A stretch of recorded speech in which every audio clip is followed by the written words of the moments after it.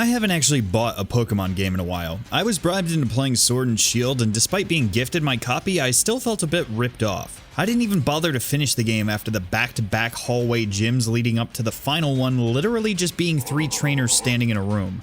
It felt incomplete. I didn't make assault on it because everything I had to say had been said, and I didn't want anyone to think I was trying to tell them not to enjoy the title just because I didn't. I had no desire to touch the DLC, and the Sinnoh remakes didn't really interest me outside of the speedrun.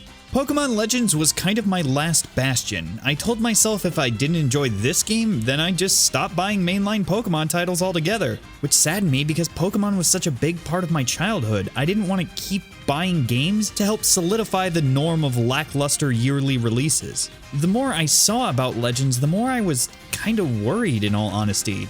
But then when I actually played it, it was fun. It was really fun.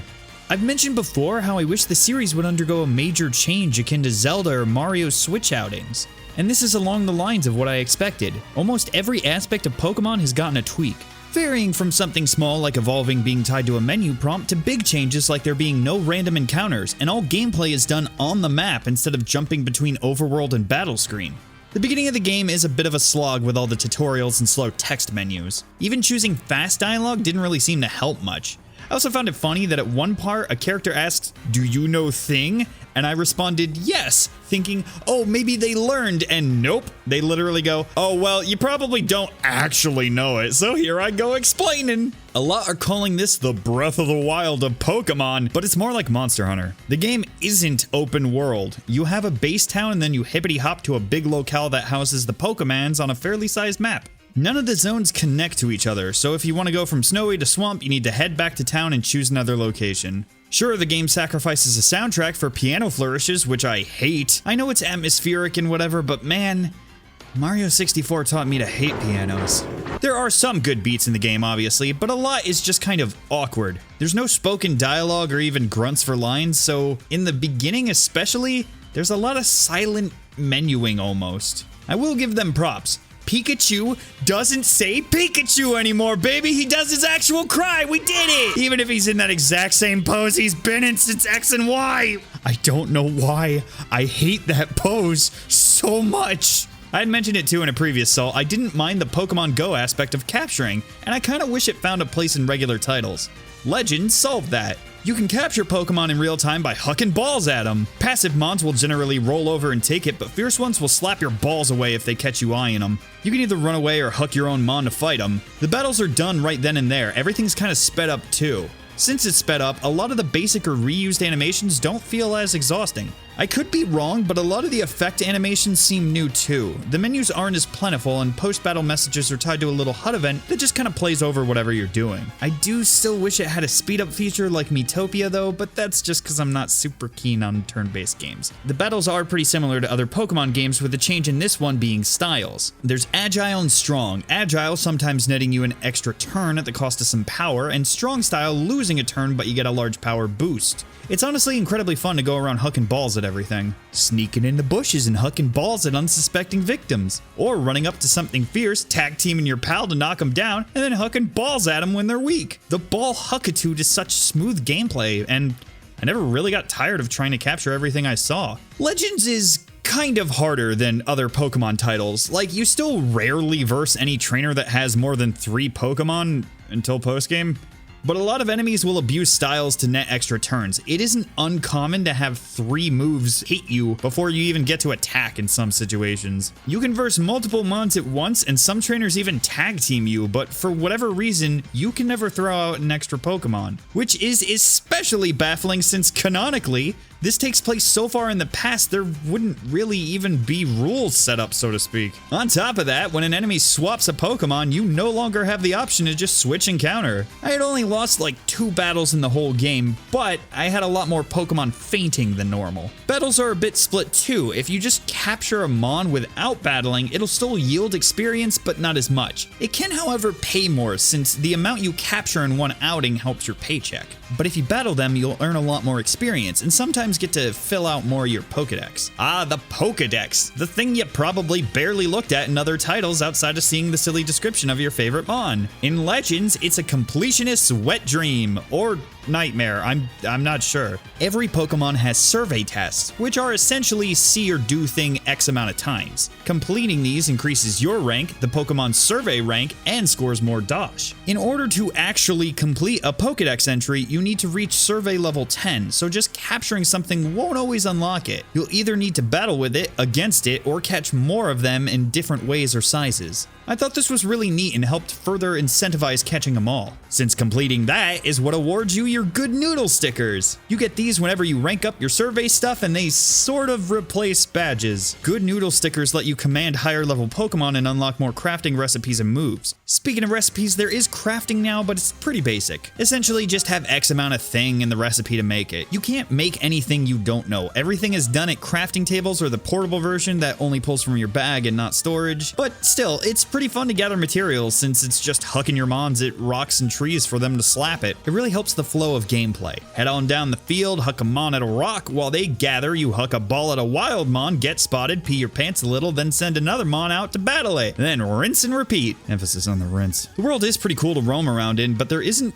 really much to find. The only thing you tend to get for exploring an area are alpha Pokemon, which are bigger and badder mons, generally multiple levels ahead of you, but with better stats and moves. I do think alpha Pokemon are a pretty nice reward, but I kind of wish there were more landmarks or just cool things or areas to find. It's basically just hills and maybe a ruin. The end. The story is a lot more interesting to me than previous titles. There aren't gyms or a league, you're just sort of trying to quell some raging Pokemon. Without spoiling, one of the final arcs did surprise me and had kind of a shocking tone that you don't really see in the series. I didn't find the characters all that interesting though, outside of a few that don't really get as much spotlight as they should. There are also a lot of side quests that help you upgrade your base town, and a lot of them kind of give neat information on Pokemon since this takes place in an era before people and Pokemon got real close. I think it's kind of cute that you learn about Pokemon alongside them. There aren't HMs or anything, and instead you have a few rideable Pokemon. These just unlock at story points and help you move around and access new locations, but it's an incredible missed opportunity because you can only throw items and mons off the fish. Sure, it's still pretty fast to run up to something on Stanley, dismount, collect, and remount, but it would have been so fun to zoom along while collecting materials. Alongside no HMs taking up a spot, your Pokemon will now have move pools that you can swap on the fly, so you don't have to stress about whether or not a move is better. One of the biggest changes though is obviously the overworld and dodging. As mentioned, fierce mons don't know you and that's their purse. If you take too many hits, you'll black out and lose items. If this happens, you'll actually drop a satchel in online players' worlds for them to find and pick up, which is a pretty cool feature. Picking up others will net your rewards, of course.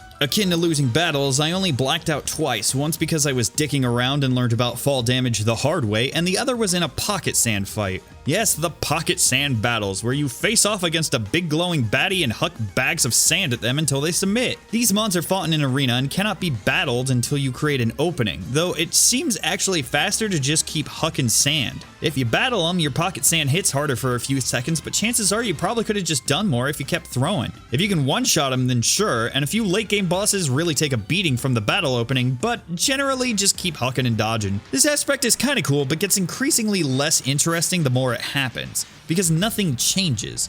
It is literally always just huck and dodge. I still had fun with it, but just less each time. From what I could tell though, I didn't really see any online options. Outside of a stand that lets you trade online and satchel shenanigans, I couldn't really find an option to battle anyone. Which is a real letdown because it would have been funny battling friends and just having both of us run around and trying to get in the way of Pokemon's moves. I could be wrong here and maybe I just missed it, so if that's the case, be sure to not read any other comments pointing out how I was incorrect and add your own doing the same. Now I am and always have been a gameplay over graphics guy, and boy, does this title take advantage of that. As much as I enjoyed this title, I do not think it looks good aesthetically. It looks like a Wii game. Man, I had complained about Let's Go's graphics, and looking back, I feel foolish not knowing how much lower it could get. The main thing that honestly bothers me is the color scheme. The game clearly wanted to have a style kind of mimicking old Japanese art, but it's like outside of the sky colors and some menus, nothing else really got the memo. So you're just left with this weird kind of muted, kind of clashing color scheme. The sky looks pretty sometimes, but the ground is just so gross and Maybe I was just unlucky, but it seemed like the majority of my playthrough was either raining or foggy. I did have a good laugh because whenever you visit a new area, your character gets an "oh" face. And the scrolling shot of the locale is supposed to be like breathtaking, but for me it seemed more like shock at seeing a landfill. But like I said, the gameplay for me more than makes up for it. Though I do hate getting teased by fan-made stuff looking like what I had envisioned and then just seeing this. I did have a laugh rewatching the Let's Go Salt and hearing this bit. It would have been cool to see it in a style similar to Pokken, but maybe they're just saving that for Gen 8.